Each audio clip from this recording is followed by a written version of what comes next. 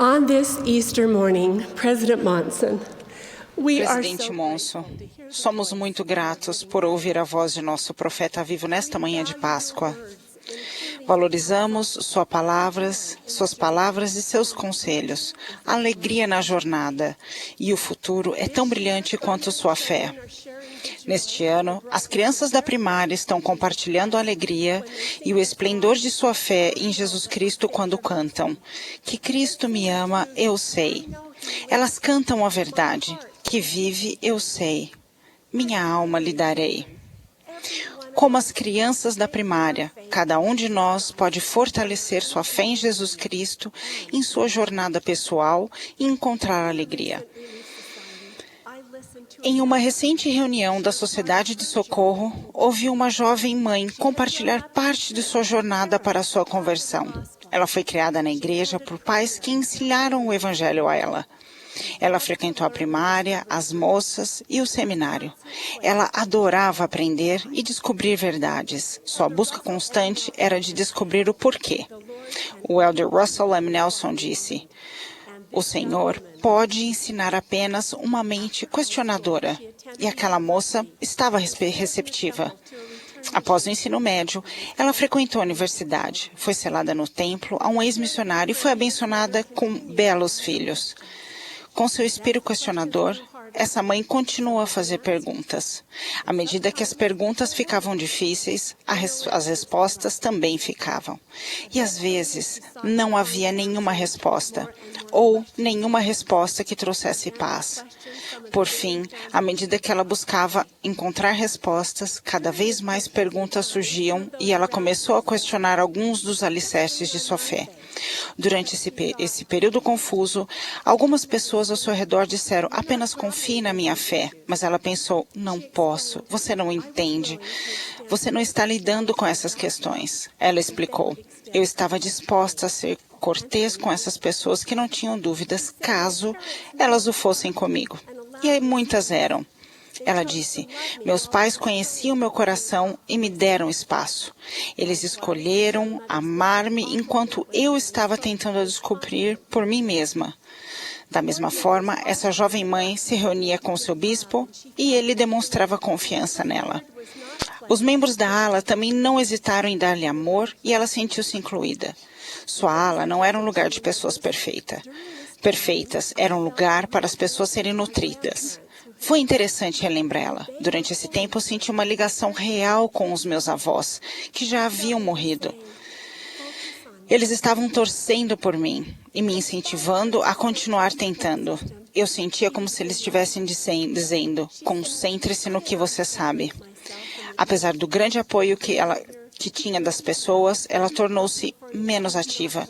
Ela disse: não me afastei da igreja por causa do mau comportamento, de apatia espiritual, de busca por uma desculpa para não cumprir os mandamentos, ou da busca para uma saída fácil. Senti que precisava dar resposta à pergunta: em que eu realmente acredito? Madre Teresa, que teve mesmos semelhantes aos dela, em uma carta de 1953 escreveu: por favor, ore especialmente por mim para que eu não estrague seu trabalho e que nosso Senhor se revele a mim, pois há muita escuridão tão terrível dentro de mim, como se tudo estivesse morto. Estou mais ou menos desde o tempo que comecei o trabalho.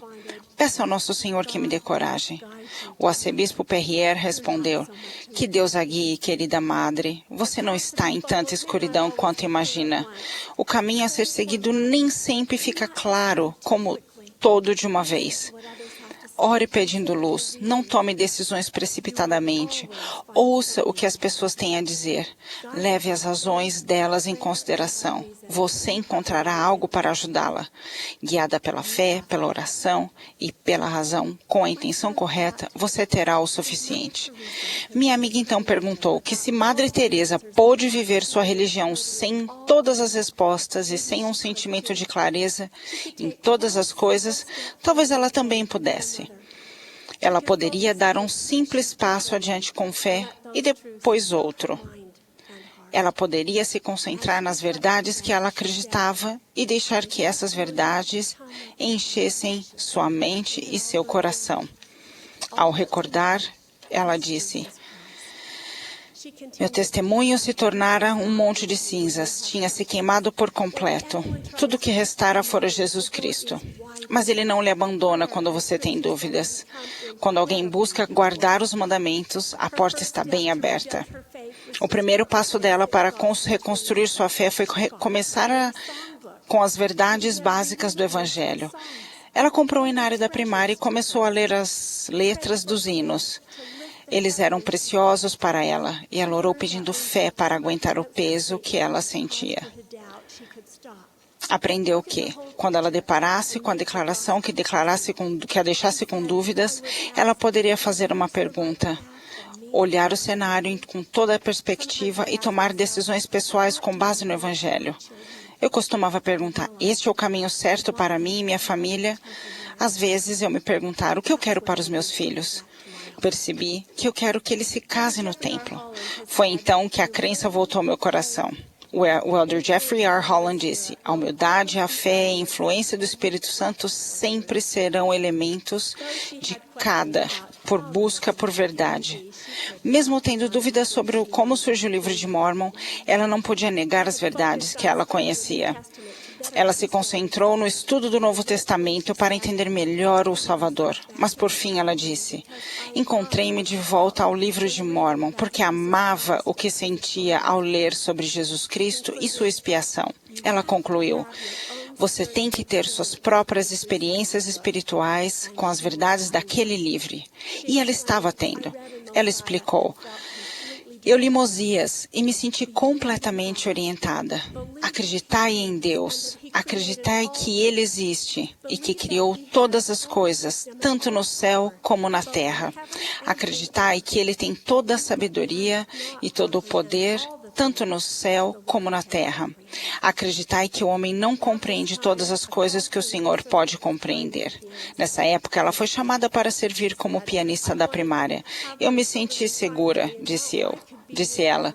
Eu queria que meus filhos na primária e agora eu podia estar com eles. E eu não estava pronta para ensinar ainda. Ao servir, ela continuou a sentir a atitude daqueles ao seu redor. Venha, queremos você conosco, seja qual for o estágio que estiver. Estaremos com você. Ao tocar hinos da primária, muitas vezes ela pensou consigo mesma, essas são as verdades que eu amo, ainda posso prestar meu testemunho. Direi apenas as coisas que eu sei e em que confio. Talvez não seja uma oferta perfeita de conhecimento, mas será a minha oferta. Coloco em foco e tudo se expande dentro de mim. É muito bom voltar para a essência do Evangelho e sentir sua luz. Naquela manhã de domingo, ao ouvir aquela jovem irmã contar a história de sua jornada, lembrei-me de que é sobre a rocha de nosso Redentor que todos precisamos edificar o nosso alicerce. Também lembrei do conselho do elder Jeffrey R. Holland. Preservem o que já conquistaram e permaneçam firmes até adquirirem conhecimento adicional.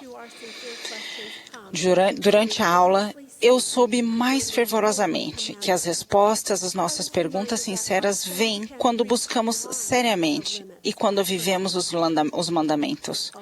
Lembrei-me de que nossa fé pode ir além dos limites de nossa razão. E como eu quero, como aqueles que cercam essa jovem mãe, apoiando-a e amando-a.